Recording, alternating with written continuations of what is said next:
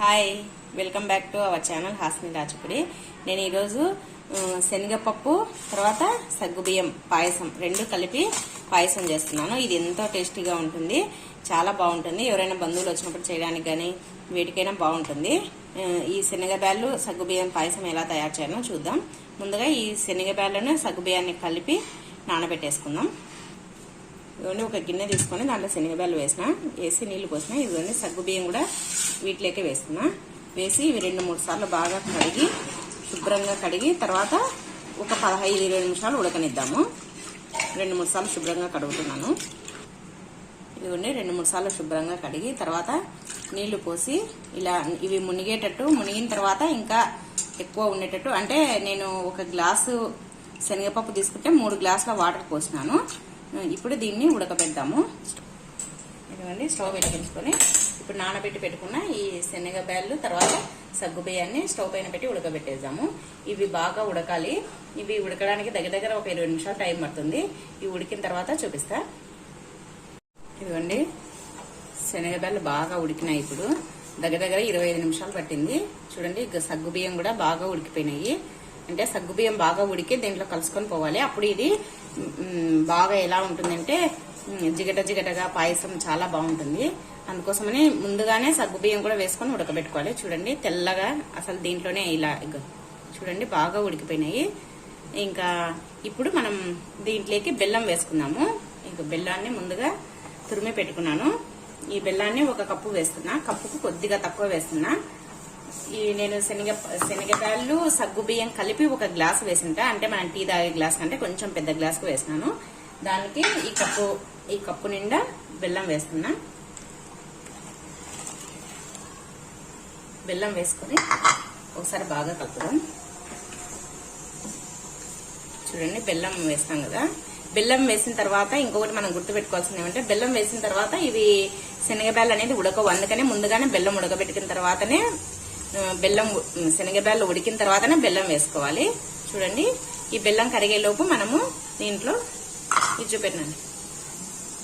ఇదిగోండి, సోంపు తీసుకొని ఈ సోంపు ఒక చిన్న రోట్లో వేసుకొని దంచుకున్నాము. యాలకులు, సోంపు. ఎందుకంటే సోంపు వేయడం వల్ల ఈ శనగబ్యాళ్ళ పాయసానికి చాలా టేస్ట్ వస్తుంది, స్మెల్ కూడా చాలా బాగుంటుంది. ఈ సోంపును దంచుకున్నాము బెల్లం కరిగేలోపు. సోంపు తర్వాత యాలకులు ఇవి వేసుకొని ఇవి మరీ మెత్తగా కాకుండా కొంచెం ఉడకలుగా దంచుకున్నాము.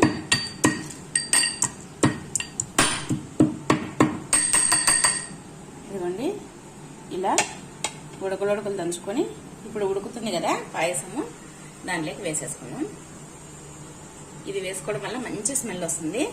అందుకోసం ఇది ఖచ్చితంగా వేసుకోవాలి. సోంపు, యాలకులు వేసుకొని బాగా కలుపుకుందాం.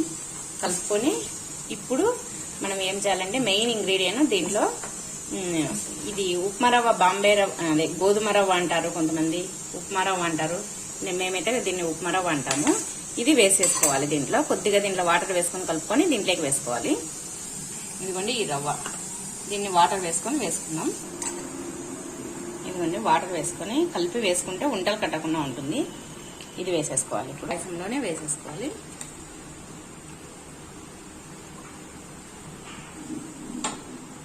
ఇవన్నీ వేసుకొని ఒకసారి బాగా కలుపుకోవాలి. మంచి స్మెల్ వస్తుంది. ఇప్పుడు దీంట్లోకి జీడిపప్పులు అవి వేయించుకొని నెయ్యిలో వేయించుకొని వేసుకుందాం. ఇవన్నీ మరొక స్టవ్ పైన ప్యాన్ పెట్టుకొని దాంట్లో నెయ్యి వేసుకోవాలి. నెయ్యి వేసుకొని నెయ్యి కరిగిన తర్వాత ఇదిగోండి జీడిపప్పును ఇలా చిన్న పీసెస్గా తుంచి పెట్టుకున్నాను. ఇప్పుడు ఈ నెయ్యి వేడైంది కదా, దీంట్లోకి వేసేసుకుందాం. జీడిపప్పులు తర్వాత కొబ్బరి. నేను కొబ్బరిని ఇలా పీసెస్గా కట్ చేసుకున్నా. ఇది పచ్చి కొబ్బరి అయినా వేసుకోవచ్చు, ఎండు కొబ్బరి అయినా వేసుకోవచ్చు. నేనైతే ఎండు కొబ్బరిని వేస్తున్నా. లేదంటే తురిమైనా పాయసంలో డైరెక్ట్గా వేసుకోవచ్చు. నేనైతే నెయ్యిలో వేయించుదామని కొబ్బరిని ముక్కలుగా కట్ చేసినాను. ఈ 2 జీడిపప్పు, కొబ్బరి కలిపి వేయించుకొని గోల్డెన్ బ్రౌన్ కలర్ వచ్చేంత వరకు వేయించుకోవాలి.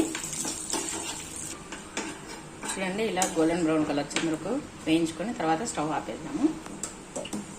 ఇదిగోండి, ఇక్కడనేమో పాయసం బాగా ఉడికిపోయింది. శనగపప్పు అదంతా బాగా ఉడికినాయి. మనం లాస్ట్లో ఉప్మా రవ్వ వేసినాం కదా, అది కూడా బాగా ఉడికింది. ఉప్మా రవ్వ వేయడం వల్ల టేస్ట్ చాలా బాగుంటుంది ఈ పాయసానికి. తర్వాత ఇది బాగా చిక్కగా వస్తుంది. అందుకోసమని నేను ఖచ్చితంగా ఉప్మా రవ్వ ఖచ్చితంగా యూజ్ చేస్తాను. ఇవన్నీ ఇప్పుడు ముందుగా వేయించి పెట్టుకున్నాం కదా మనము, ఈ జీడిపప్పు కొబ్బరిను దీంట్లోకి వేసేసుకోవాలి. నెయ్యి ఉంది కదా, ఆ నెయ్యిని కూడా వేసేసుకోవాలి. ఇవన్నీ వేసుకొని బాగా కలుపుకుందాం. ఇదిగోండి వేడి వేడిగా టేస్టీగా ఉండే ఈ బియ్యం పాయసం, బియ్యము సగ్గు బియ్యం పాయసం రెడీ అయిపోయింది. ఇది మనం చిన్న చిన్న పండుగలప్పుడు లేదంటే బియ్యం పోసినప్పుడు అలా చేసుకుంటారు. మేమైతే ఎక్కువగా మా ఆడపడుచు వాళ్ళకు బట్టలు పెట్టినప్పుడు అలాంటప్పుడు భక్ష్యాలు లేదంటే ఇలా పాయసము చేస్తాము. ఇది అండి మా స్పెషల్ ఈరోజు.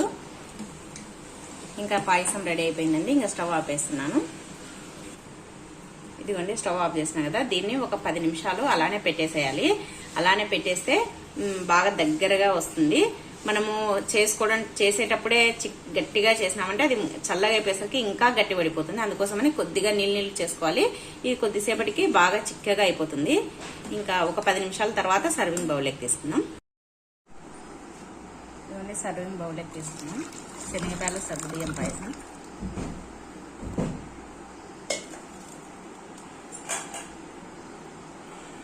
ఇదిగోండి ఎంతో టేస్టీగా ఉండే శనగబ్యాళ్ళు సగ్గుబియ్య పాయసం రెడీ అయిపోయింది. చూడండి, ఇది ఎప్పుడైనా ఫంక్షన్లకు చిన్న చిన్న పండుగలకు అలా చేసుకోవచ్చు. చాలా బాగుంటుంది. మీకు ఈ వీడియో నచ్చింది. ఈ వీడియో నచ్చినట్లయితే ప్లీజ్ లైక్ చేయండి, షేర్ చేయండి, సబ్స్క్రైబ్ చేయండి, పక్కనే ఉన్న బెల్ ఐకాన్ని క్లిక్ చేయండి. Thank you for watching.